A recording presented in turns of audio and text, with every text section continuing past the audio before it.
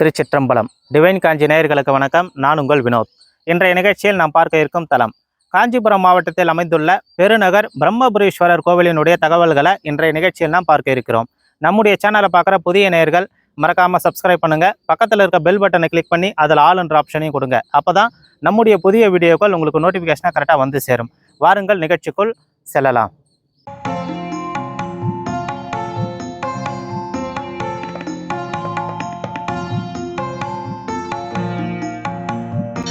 அருள்மிகு பட்டு வதனாம்பிகை உடனுரை அருள்மிகு பிரம்மபுரீஸ்வரர் திருக்கோயில். மூர்த்தி, தலம், தீர்த்தம் என்ற 3 சிறப்புகளையும் உடையது இத்தலம். காஞ்சி புராணம் 2ஆம் காண்டத்தில் சொல்லப்பட்டுள்ள உலகின் மிகச்சிறந்த 20 சிவாலயங்களில் இத்தலமும் ஒன்று. இந்த பகுதியில் உள்ள ஊர்களில் கொடியேற்றப்பட்டு பிரம்மோற்சவம் நடக்கக்கூடிய ஒரே கோவில் இது மட்டுமே என்பது சிறப்பு. இத்தலம் ஜேஷ்டாதேவி வழிபாட்டு தலமாகவும் சுக்கிரன் பரிகார தலமாகவும் விளங்குவது சிறப்பு. இந்த ஊருக்கு வேதனூர், வேலியனூர், பூவனூர், காவனூர், சதுரானனம், சங்கரானனம், சங்கரம், பிரம்மபுரம், குபேரபுரி, சந்திரபுரி, பஞ்சான்யம், கன்னிகாப்பூர், பாவனியூர் என்று பாடல் பெற்ற ஸ்தலங்களுக்கு இருப்பதை போல் 12 பெயர்கள் உண்டு. தற்போது பெருநகர் என்று அழைக்கப்படுகிறது. இந்த கோயிலின் பெயர் அருள்மிகு பட்டு வதனாம்பிகை உடனுரை அருள்மிகு பிரம்மபுரீஸ்வரர் திருக்கோயில். இத்தலத்தின் மூலவர் அருள்மிகு பிரம்மபுரீஸ்வரர். பிரம்மா பூஜித்ததால் சுவாமி பிரம்மபுரீஸ்வரர் என்று பெயர் பெற்றார். பிரம்மீசர், தேவலிங்கம் என்ற பெயர்களும் சுவாமிக்கு உண்டு. சுவாமி இங்கே சுயம்பு மூர்த்தியாக சிவலிங்க திருமேனியாக கம்பீரமாக கிழக்கு நோக்கி அருள்பாலிக்கிறார். இத்தலத்தின் அம்பாள் அருள்மிகு பட்டு வதனாம்பிகை. வதனம் என்றால் முகம். பட்டு போன்று மென்மையான முகத்தை உடையவள் என்பதால் அம்பாள் பட்டு வதனாம்பிகை என்று பெயர் பெற்றார். இந்த ஊருக்கு ஒரு குலதெய்வமாக இருக்கும் அன்னை. பழங்காலத்தில் இந்த ஊரில் எந்த வீட்டில் பெண் குழந்தை பிறந்தாலும் முதலில் பட்டு என்று பெயர் வைப்பது வழக்கம். தமிழ்நாட்டில் பட்டு வதனாம்பிகை என்ற பெயரில் அம்பாள் அருள்பாலிக்கும் தலம் இது மட்டுமே என்பது சிறப்பு. அதே போல பட்டுப்புடவை சாற்றி வழிபட்டால் நம்முடைய நியாயமான கோரிக்கைகளை நிறைவேற்றி தருபவள் என்பதால் பட்டுக்கு இசைந்த பெருமாட்டி என்றும் அழைக்கப்படுகிறார். அம்பாள் இங்கே 4 திருக்கரங்களுடன் அக்ஷரமாலை, தாமரை ஏந்தி அபயவரத ஹஸ்தங்களுடன் நின்ற திருக்கோலத்தில் தெற்கு நோக்கி அருள்பாலிக்கிறார். தீர்த்தம் பிரம்ம தீர்த்தம், கோடி தீர்த்தம் என்றும் அழைக்கப்படுகிறது. தல விநாயகர், சக்கர விநாயகர், தல விருட்சம், வன்னிமரம். விமானம் தூங்கானை மாடம் எனப்படும் கஜபிருஷ்ட விமானம். இந்த விமானத்தின் தரைதளம் பச்சை கருங்கல்லால் கட்டப்பட்டுள்ளது சிறப்பு. விமானம் சுண்ணாம்பு கல்லால் கட்டப்பட்டுள்ளது. பாடல் கச்சியப்ப முனிவர் இயற்றிய காஞ்சி புராணம் 2ஆம் காண்டத்தில் இத்தலம் இடம்பெற்றுள்ளது. கச்சியப்ப முனிவர் இத்தல இறைவன் மீது பிரம்மீசர் 18 அந்தாதி எனப்படும் 100 பாடல்கள் கொண்ட அந்தாதி இயற்றியுள்ளார். இத்தலத்தில் வழிபட்டோர் பிரம்மா, கணபதி, துர்கை மற்றும் பலர். இத்தலத்தின் சிறப்புகள்.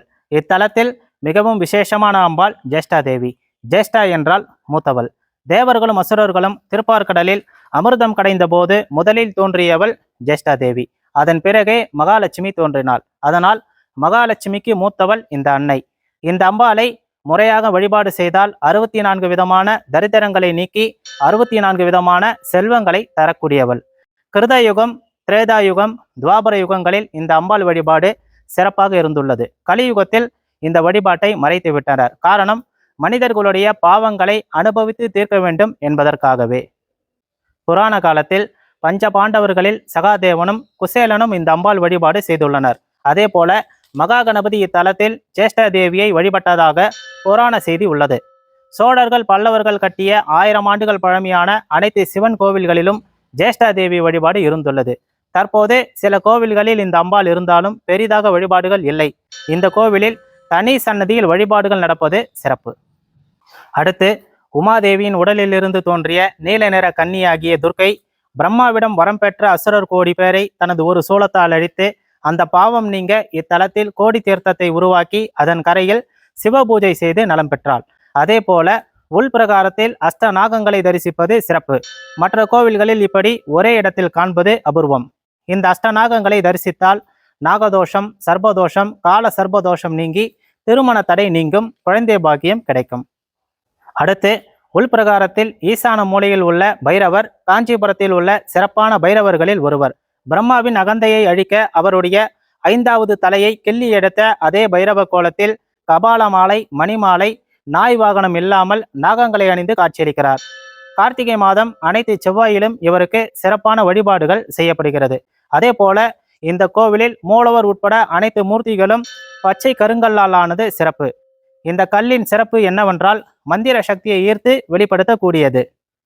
அதேபோல் நவ கிரகங்கள் இங்கே எந்திர மண்டலங்களோடு உள்ளது சிறப்பு. இங்குள்ள 6 படிகளில் ஏறி சுவாமியை தரிசித்தால் மனிதனுக்குள்ள 6 கெட்ட குணங்கள் நீங்கும் என்பது ஐதீகம். பழமை: இது 1000 ஆண்டுகளுக்கு முற்பட்ட சோழர் காலத்திய கோவில். 5 ஏக்கர் பரப்பளவில் இந்த கோவில் அமைந்துள்ளது. இந்த கோவிலுக்கு 33 கல்வெட்டுகள் உள்ளது. ஆகமம் காமிகம் ஆகமம் இங்கே பின்பற்றப்படுகிறது. நிர்வாகம் இந்து சமய அறநிலையத்துறையின் கட்டுப்பாட்டிலும் சைவ வேளாளர் முதலியார் சமுதாயத்தினரின் நிர்வாகத்திலும் உள்ளது இந்த கோவில். இந்த கோவிலின் தல வரலாறு பார்க்கலாம்.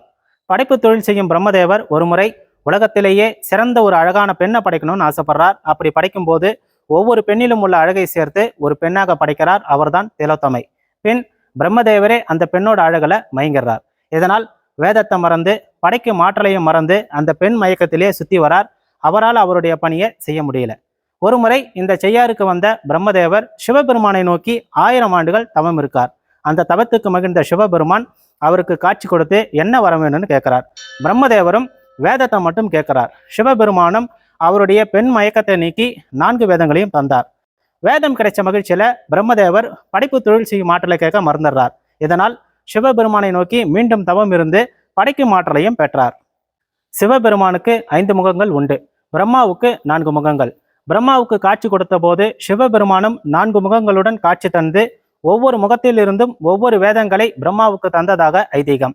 அதனால் இத்தலம் சதுரானன சங்கரம் என பெயர் பெற்றது. பிறகு பிரம்மதேவர் சனகாதி முனிவர்களுக்கு வேதத்தை உபதேசம் செய்தார். பிறகு பராசரர் பரத்வாஜர் போன்ற முனிவர்களுக்கும் இத்தலத்து இறைவனின் மகிமையை கூறினார். அவர்களும் இங்க வழிபாடு செய்றாங்க. அதே போல அங்கி அணிசேகர பாண்டிய மன்னனுக்கு சிவபெருமான் இத்தலத்தில் தைப்பூச நன்னாளில் காட்சி கொடுத்தார் என்பது தலவரலாறு. அதனால் காலம் காலமாக இங்கே தைப்பூச திருவிழா நடைபெறுகிறது. இப்போது ஆலய வளம். முதலில் 5 நிலைகள் 7 கலசங்களோடு தெற்கு நோக்கி அமைந்திருக்கிற ராஜகோபுரத்தை வணங்கலாம்.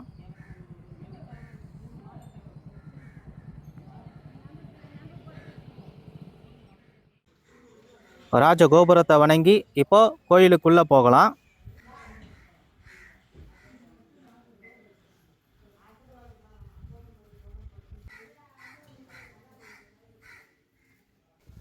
கோயிலுக்குள்ள வந்ததும் முதலில் இருப்பது தல விநாயகர் சன்னதி. சிங்கத்தூண்களோடு அமைந்திருக்கு. இங்க சக்கர விநாயகரை தரிசிக்கலாம். அடுத்தபடியா இந்த வெளிப்பிரகாரத்தில் சில சன்னதிகளும் ரிஷி கோபுரம், கொடிமரம், தல விருட்சம், தீர்த்தமும் இருக்கு.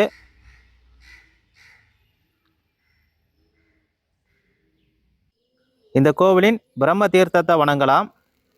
இதற்கு கோடி தீர்த்தம்னு ஒரு பெயர் இருக்கு. தீர்த்தம் பக்கத்துல இஷ்ட சித்தீஸ்வரர் சன்னதி இருக்கு.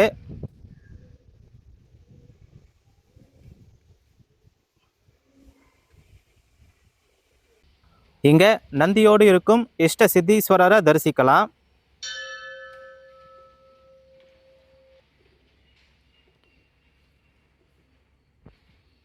அடுத்து பலிபீடம் எதிரில் உள்ள தலவிருட்சமான வன்னி மரத்தை வணங்கலாம். ரிஷி கோபுரம் எதிரில் உள்ள கொடிமரம்,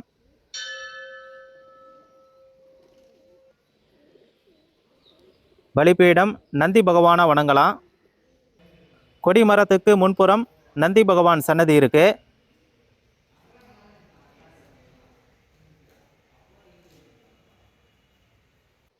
இங்க இறைவனை நோக்கிய நந்தியம்பெருமான வணங்கலாம்.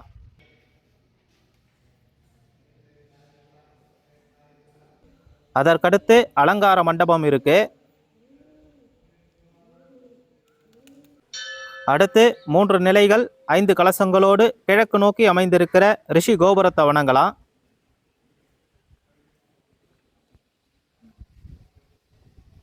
ரிஷி கோபுரம் பக்கத்துல தொந்தி விநாயகர் சன்னதி இருக்கு.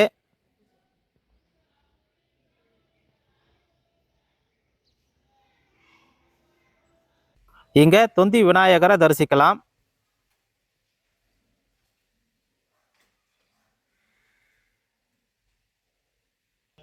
இப்போ ரிஷி கோபுரத்தை கடந்து கோவிலுக்குள்ள போகலாம்.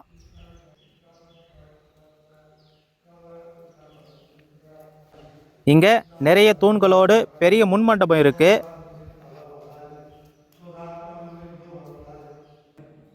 இங்க உள்ள இந்த 6 படிகளில் ஏறி சுவாமியை தரிசிப்பது இங்க ஐதீகம். இது உள்பிரகாரத்துக்கு போகும் வழி. அடுத்து ஜேஷ்டாதேவி சன்னதி,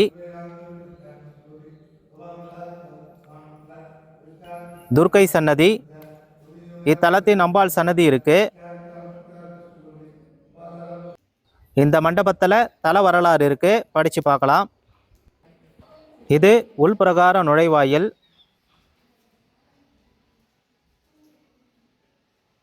நுழைவாயில் பக்கத்தில் உள்ள வல்லப விநாயகர், துவார விநாயகரை வணங்கலாம். இது உள்பிரகாரம். இங்க 63 நாயன்மார்கள் சன்னதி, மூலவர் சன்னதிக்கு போகும் வழி இருக்கு. நந்தி பகவான், துவார பாலகர்கள்,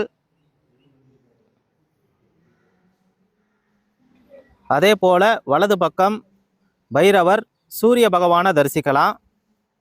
சுவாமியை தரிசிப்பதற்கு முன் இங்க பஞ்சலோக நந்தி பகவானை வணங்கலாம். அடுத்து கலையழகோடு உள்ள துவார பாலகர்களை வணங்கலாம்.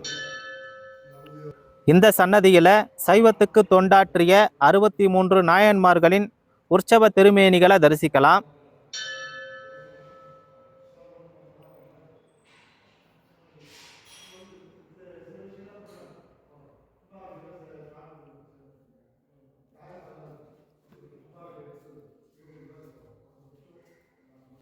அடுத்து சோமாஸ்கந்தர் சன்னதி இருக்கு. இந்த உற்சவர் சன்னதியில சோமாஸ்கந்தராக அருள்பாலிக்கும் இத்தல இறைவனையும்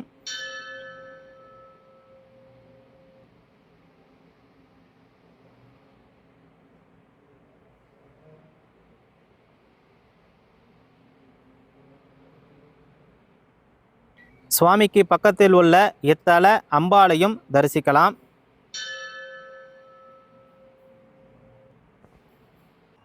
இது மூலவர் சன்னதியின் நுழைவாயில்.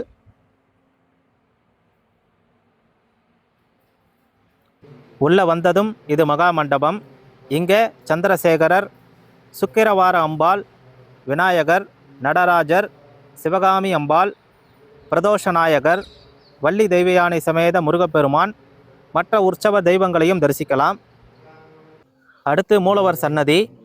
இத்தலத்தின் இறைவன் பிரம்மபுரீஸ்வரரை கிழக்கு நோக்கிய சன்னதியில தரிசிக்கலாம்.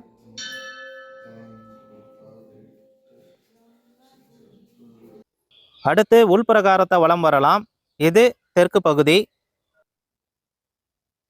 முதலில் கோஷ்டத்தில் உள்ள தெய்வங்களான நர்த்தன கணபதி, அடுத்து தென்முக கடவுள் தட்சிணாமூர்த்தி, மகாவிஷ்ணு, பிரம்மதேவர், துர்க்கையை தரிசிக்கலாம். கோமுகம் பக்கத்துல சண்டிகேஸ்வரரை தரிசிக்கலாம். இந்த தெற்கு உள்பிரகாரத்துல முதலில் நால்வர். இந்த கோவிலின் விசேஷமான அனந்தன், வாசுகி, தட்சகன், கார்கோடகன், சங்கன், பத்மன், மகாபத்மன், குளிகன் என்ற அஷ்டநாகங்களையும் ஒரே இடத்துல தரிசிக்கலாம். அடுத்து உள்ள பிரம்மதேவர், நந்தி பகவான், துர்கை, சப்த கன்னிகளையும் மற்ற தெய்வங்களையும் தரிசிக்கலாம்.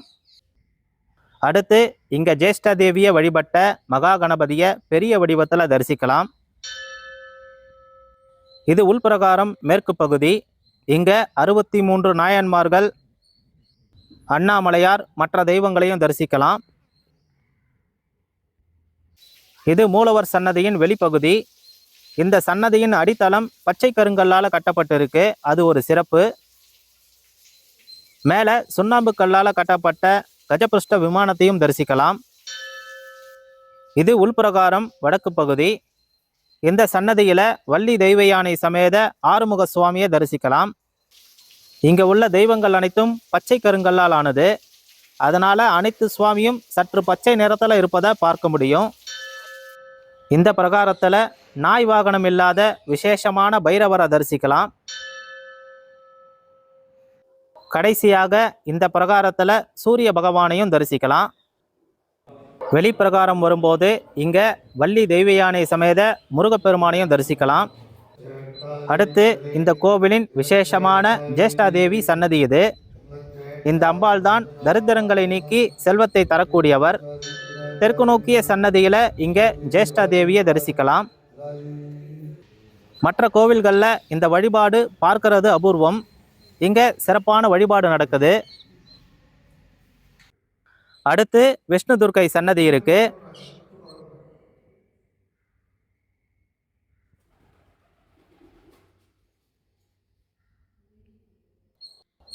இங்கே விஷ்ணு துர்க்கையையும் தரிசிக்கலாம். அடுத்து இத்தலத்தின் அம்பாள் பட்டு வதனாம்பிகை சன்னதி. தமிழ்நாட்டில் இந்த பெயரில் வேற எங்கேயும் அம்பாள் கிடையாது. அது ஒரு சிறப்பு.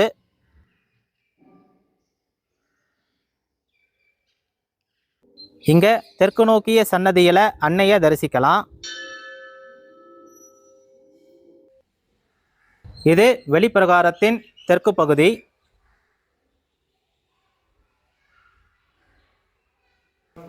இங்கே அம்பாள் சன்னதிக்கு எதிரில் உள்ள சிம்ம வாகன சன்னதி இருக்கு. அம்பாளை நோக்கிய சிம்ம வாகனத்தையும் இங்கே தரிசிக்கலாம். அடுத்து உள்ள பலிபீடத்தையும் வணங்கலாம். இது வெளிப்பிரகாரம் மேற்கு பகுதி. இது வெளிப்பிரகாரம் வடக்கு பகுதி. இந்த பிரகாரத்தில் தெற்கு நோக்கி அமைந்திருக்கிற அம்பாளின் மூலவர் விமானத்தையும் தரிசிக்கலாம்.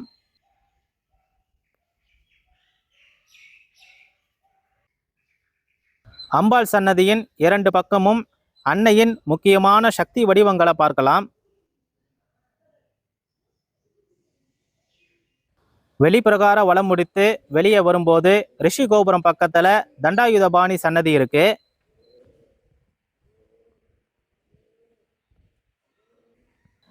இங்கே தண்டாயுதபாணியையும் தரிசிக்கலாம்.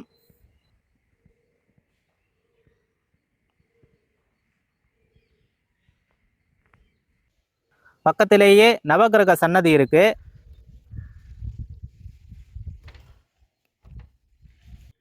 இங்க எந்திர மண்டலங்களோடு உள்ள நவ கிரகங்களை வணங்கலாம். இப்போ ஆலய வலம் முடித்து கொடிமரம் அருகே விழுந்து வணங்கலாம். இத்தலத்தின் வழிபாடு இது பிரம்மா வழிபட்டு இழந்ததை பெற்ற தலம் என்பதால் இங்கு வழிபட்டால் இழந்த செல்வம், கல்வி, அறிவு, பதவிகள் கிடைக்கும். வாஸ்துக்கு அதிபதி பிரம்மா என்பதால் வாஸ்து தோஷங்கள் நீங்கும். அதே போல வீடு கட்ட, விரும்பிய இடம் வாங்க, பூர்வீக வீட்டில் ஏற்படும் தடைகள் விலக, அதே போல் ஒரு வீட்டில் சுபகாரியங்கள் நடத்த வேண்டும். தற்போது சத்திரங்களில் செய்வதால் அந்த வீட்டில் ஏற்படும் குறைகள் நீங்க, அதே போல ஜாதகத்தில் உள்ள முடக்கு தோஷங்கள் விலக இத்தலத்தில் சிவபெருமானுக்கு அபிஷேகம் செய்து, ஜாதகம் வைத்து சகஸ்ரநாம அர்ச்சனை செய்து பிரசாதங்கள் விநியோகம் செய்தால் அந்த தோஷங்கள் விலகும். முடியாதவர்கள் ஜாதகம் வைத்து அர்ச்சனை செய்யலாம். அதே போல குழந்தைகள் நன்றாக படிக்க திங்கள், புதன்கிழமைகளில் வழிபடலாம். அதே போல் ரியல் எஸ்டேட் தொழிலில் உள்ளவர்களும் வழிபாடு செய்யலாம். ஜேஷ்டாதேவி வழிபாட்டுக்கு வெள்ளி, ஞாயிறு, தேய்பிறை அஷ்டமி, கேட்டை நட்சத்திரம், திருதுனஸ்பிரிக் எனப்படும் ஒரு நாளில் 3 திதி அல்லது 3 நட்சத்திரம் சேரக்கூடிய நாட்கள் விசேஷம்.